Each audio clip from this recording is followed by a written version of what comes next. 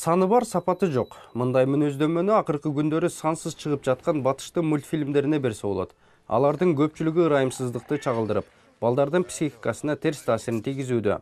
Мектеп рекети, окуучулар арасындагы массалык мушташ, пара чогултуу жана ташпоордук учурлары көбөйүүдө. Мындан улам тарбиялык иштерге өзгөртүү киргизүү учурдун талабы. Тарбиялык иштерди жакшыртууга Өнүгүү фонду дагы салымын кошууну чечти. Фонд тарабынан 34 000 сом бөлүнүп, улуттук баалуулуктарды камтыган боёмо сүрөттөрү боюнча жогорку окуу жайлар арасында сынак жарыяланган. Бул студенттер иш чаранын катышуучулары. Жаш сүрөтчүлөр 60тан ашуун боёмо сүрөттөрүн сынакка коюшкан. Бүгүн жыйынтыктарын угуу үчүн партиянын кеңсесине келишти. Биздин өзүбүздүн ата бабаларыбыздан келген кандай деген жакшы каада салттарыбыз бар, кандай деген баалуулуктар жакшы бар. Биздин жакшы деген мындай айтканда философиялыктар, маанилер күчтүү, биздин эпостарыбыз бар мисалы. Ошолордун ичинен тарбияланса, биз ойлойбуз, ошо жаштарыбыз жана ошондой эле Кыргыз эли, Кыргызстан эли бир жакшы нукка кирет го депчи. Калыстар тобунун курамы искусство таануучулар жана философиялык илимдердин кандидаттарынан түзүлгөн. Алар бул персонаждын авторуна биринчи орунду беришкен. Өнүгүшка деп аталган бул бала Кыргызстанды кыдырып, ар бир катышкан сүрөтү өлкө жана улуттук баалуулуктар тууралуу маалымат берип турат. Бирок 10 000 сомдук сыйлыкты жеңип алган жаш сүрөтчү иш чарага келген жок.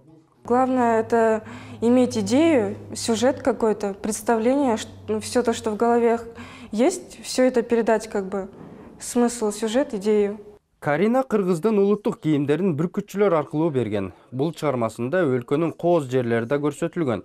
Аны боёгон кичинекейде түрдүү суроолор жаралышы ыктымал. Ал эми сүрөт аркылуу кичинекейлердин билимин бекемдөө оңой. Ага байланыштуу Каринанын эмгеги 3-чү орунга татыды. За оригинальность работы награждается Ангельдиева Карина и конверт 3000 сомов.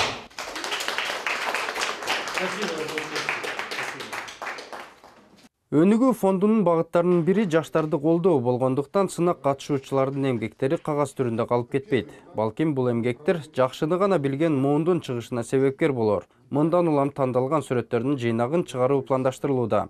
Бул демилгени ишке ашырууга сыйлык тапшыруу аземинде катышкан эл өкүлү да өз салымын кошууну чечти.